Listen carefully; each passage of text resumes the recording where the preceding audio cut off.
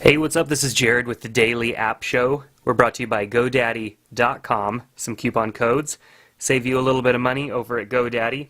So today we are going to take a look at an app that's going to help you manage your stocks.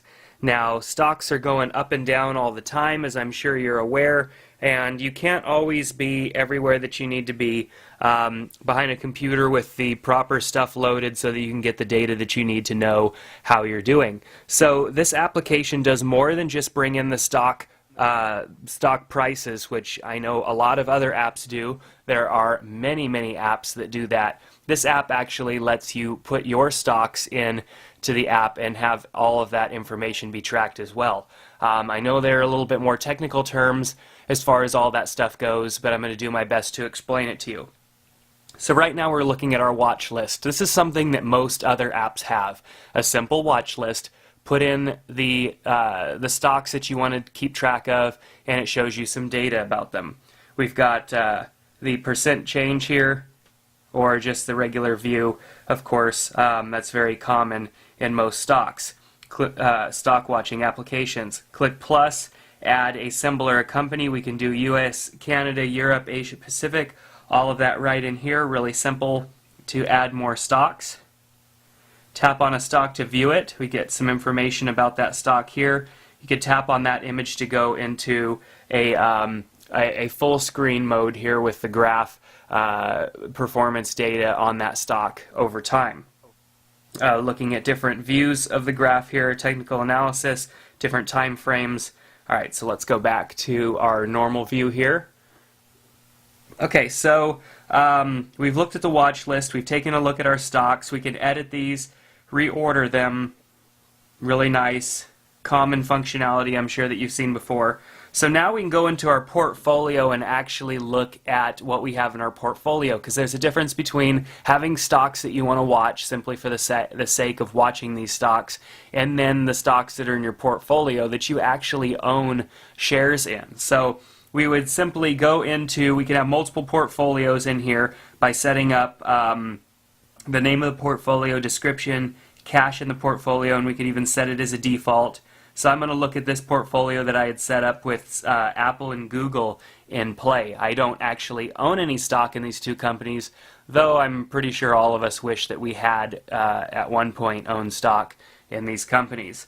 So really easy to add additional stocks. Simply add plus, and we're back at that screen again that shows us how to add symbols by symbol into our portfolio. But you tap on the stock itself and you come in here into your details. Now I can look at the details for that stock. As we've already seen, it takes us to that screen, but then I can also add shares that I own in this stock and the date acquired and the commission and all that stuff. So this allows you, because obviously you paid a certain price for those stocks, and then as the stocks go up and down, we can track that from within the app. So if I was to add that I have, I don't know, 20 shares at, and let's say for some lucky odd reason I got in on Apple stock when it was even around $70 a share, and let's say I acquired that, like,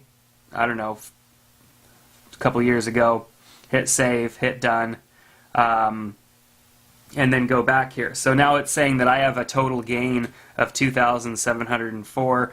Of course, I can look at that as at a daily gain, current value as well, at cost basis.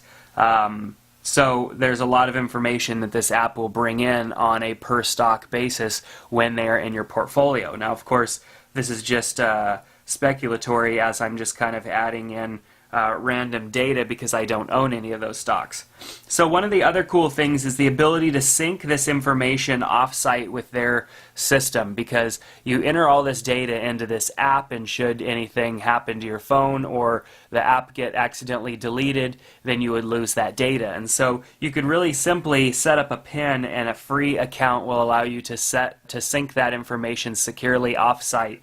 So if I needed to, I can just type in my PIN and hit import from the most recent backup, and it will go and do that for me. Very cool. Now in our settings, just basic settings, we've got sound effects, automatic refresh, our fetch interval, default commission, date format, and default tab that you would get when you first launched into the app. You may want it to go straight to portfolio if you have items in the portfolio.